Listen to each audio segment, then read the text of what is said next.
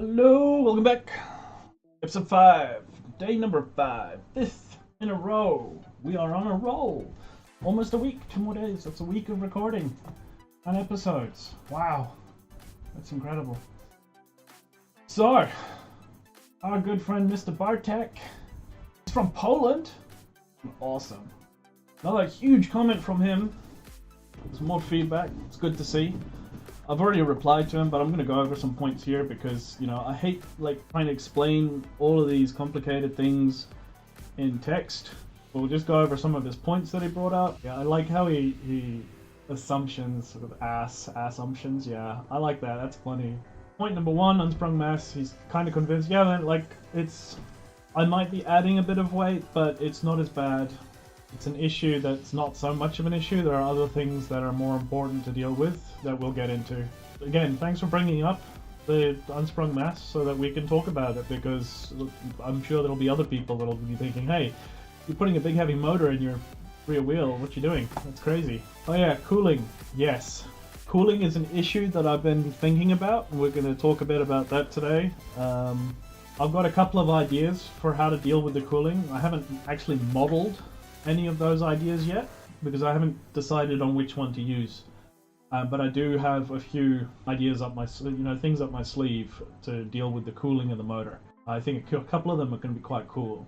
Number 2, yeah, that motor in the reference for the one that I want to use for my YZ250, they'll be putting a sprocket on it, so I'll have gear reduction from the sprocket to the sprocket on the wheel. Number 3, this guy right here, these links that he's put in this comment, are the reason why I decided to design my own motor for the motorcycle design, rather than buying one off the shelf. I mean, I can buy one off the shelf like I'm doing with my YZ conversion, but for this bike, if I'm planning on going to production, then we might as well build our own motor. And thanks to these videos and the work that this guy does here, this website, we're going down that road. This link to this motor design, this motor CAD, I have had a look at it. I don't even know how much it is, and I can't get a illegitimate copy. I mean, I've managed to get a copy, but it's just a demo version, so I can't really use it. It's not very useful. So I'll email this company and find out what the go is, but I don't have a lot of money to be throwing at stuff like this right now. Ducati. I'm a huge Ducati fanboy as well, man. The 749 is my single favorite motorbike of all time. I hope I get to own one day. As for the single-sided swing arms, I'm not a big fan of them. I can see in this particular application where you've got the hub-mounted motor, where it would be very useful, because then it makes it very easy for the motorbike workshops to take your tire off and change your tire. But like you say, the torsional problems of carbon fiber and single-sided swing arms, a bit of a grey area. I'm not too sure how well I can get away with making a single-sided carbon fiber swing arm, but I'm very willing to give it a go. I think it can be done. We'll do 2 swing arm designs. We'll do a double arm type thing, because I've got another version that's like a hybrid, where when you go to take the tire off, where with a normal bike you unbolt the axle and then you have to pull the axle out and then undo the train and then pull the tire out the back of the swing arm. Instead, having one side of the swing arm unbolt and have a hinge on it, so it sort of swings out of the way, and then you can pull the whole tire off as if it was a single-sided swing arm. So it's a bit of a hybrid idea, but we'll have a look at that. Braking. Yes, all of this, just yes. Software controlled, tunable. When we start dealing with electric vehicles, you have so many more options of customizing your power output, your braking. All of these things just become as simple as, logging into your app on your phone and going, okay, today I want to take a more casual ride, or today I'm at the track, put it in race mode. All of these things. Oh, yes. So many things that we can do about that. And as for the batteries, now I considered laptop cells as well, but the problem with the motorcycle batteries are we need the highest energy density per battery that we can get our hands on. We don't have the luxury like you do with cars of being able to have just throwing more batteries at it. We have a limited amount of space and a limited amount of weight to deal with. And the laptop batteries, you're going to be spending a lot of money buying more batteries than you need because some of them won't be good enough and you'll have to sit there and test them all. I'm not a huge fan, but the links that you give to this, what's his name? I can't pronounce his name. Jahira or something? Jahira? He has a YouTube channel where he's got an EV West company. The comment that I replied to with, there are some links to both his website where you can buy recovered Tesla battery pack and you can do your bike with Tesla batteries instead of using recycled laptop, or I've got a link to the LG 18650 batteries that I want to use, and if you're buying them in bulk, the price is equivalent to buying recycled laptop. It's still expensive, but it's a lot easier in the long run for you for your project because you're not having to deal with bad batteries. You know all the batteries you're getting are good, they're going to work, you're not going to have any trouble. Alright, comments out of the way, done. How long did that take? 7 minutes. I can cut that down. Let's get to work. So, I've already recorded a bit of footage, just some work that I did, and we'll stick that in and about with the time-lapse stuff. So I want to work on the frame a bit quickly. So, engage the time-lapse.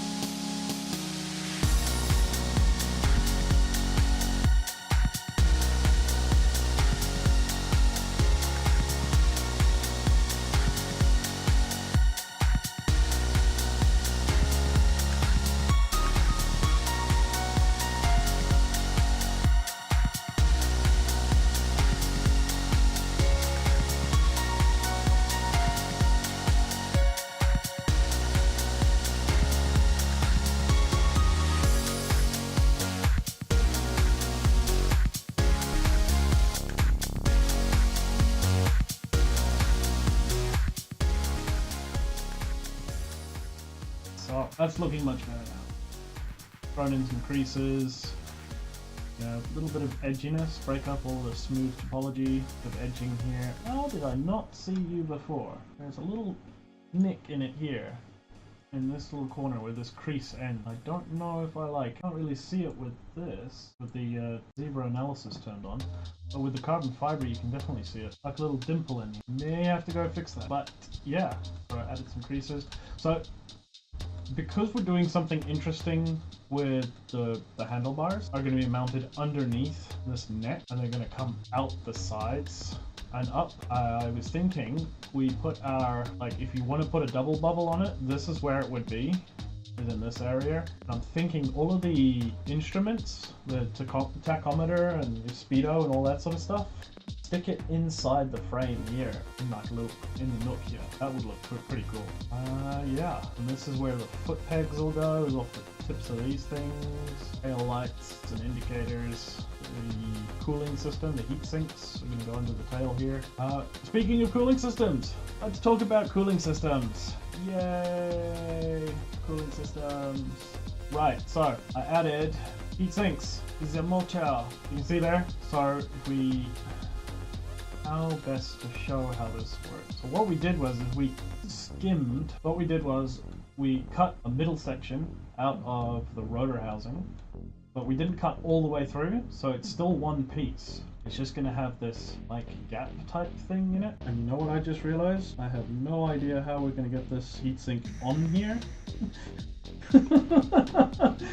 I will have to break it up into 2 pieces or more. Joy. But we're not breaking the rotor housing up. This has to be one contiguous piece for strength and whatnot. Then we've got our heatsink in there, and part of it, snap the visibility off on that, you can see parts of it sit between the motor, the magnets, and actually the aluminum makes contact with the magnets. So this will be our big heatsink, and this is on the spinning part of the rotor, so airflow is going between these fins and, you know, sucking the heat out of the magnets. Awesome, that works perfectly. So as for the cooling for the inside, I was thinking that these mounting systems that I'm putting on the inside for the stator, what I want to do is somehow incorporate a liquid cooling system inside here. So I have some liquid cooling blocks, because this doesn't spin, it doesn't move, it stays still. I have some like heatsink liquid transfer thingamajiggies in here somewhere, and the liquid cooling comes out with the copper wires, and then liquid cooling goes into the main cooling setup on the bike with the pumps and whatnot to cool the batteries as well. And I'm thinking, and this, call me crazy, but the idea is we don't use automotive liquid cooling systems. We use computer cooling systems. Now bear with me. It means we can use clear tubing, and we can use all of those cool customizable color things that they use for customizing custom computers. I use custom a lot there in that sentence. And we could do some really, you know, let the customers modify their cooling systems however they want, you know, adding lights and whatnot. I think that's a cool idea. What do you think? That's one of the ideas I've got for the cooling system. So yeah, the stator on the inside will be cooled through liquid cooling through the thing going through the swing arm into the main body. The rotor will be cooled passively with air-cooled fins like so. May or may not change in the future, as I just realized that there's no way for me to actually install this unless it's installed during the production of this thing. That might work. Yeah, that could work. Yeah, okay. I know how to do this, so I can make this in one piece so that it's stronger and lighter. Yeah, that will work perfectly. I like that. Excellent. Excellent. Okie dokie. If you want to see how I made this, here is the time lapse. Go.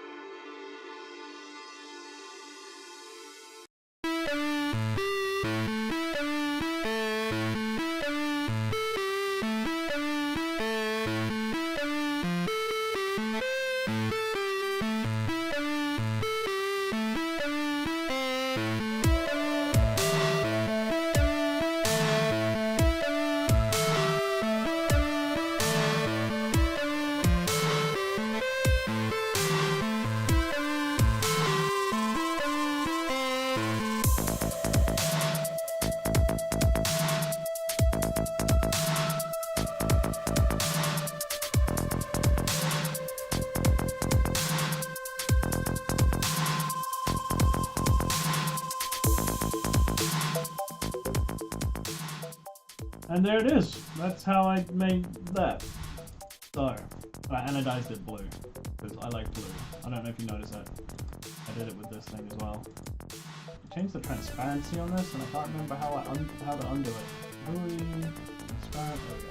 Okay, so you can see I've got blue anodized bits and stuff. Because on my YZ250 I've got anodized blue bits and pieces on the powder-coated white rims, and it looks amazing. And this is starting to look like a very sexy motorbike, if I do say so myself. Oh, I love these. Look, it's like a beautiful woman, you know, the contours, the shapes, the curves. It just screams sex and elegance. Like, it's refined, but wild at the same time. Like a cross between a streamlined aquatic creature and some sort of poisonous, deadly snake. You know, the snakehead. Still have to come up with a name for the bike, and I'm thinking snakehead might work. Call it the E-Viper or something like that. Ooh, copperhead. Because, you know, the copper in the windings for the motors? Copperhead. Copper cycle? Copperhead? Copperhead. I don't know. We'll see. Okay. Well, I'm going to go edit this stuff. It's been episode 5. Thanks for joining me once again, and I shall see you guys tomorrow. Wow. Day 6. I've been Chaos, this has been Chaos Daily, this is the something or another motorbike project, and as always, like, subscribe, let me know what you think. Go check out my Patreon, please. Need monies? I'm poor. Thank you. Until next time, expect the unexpected. See you guys later.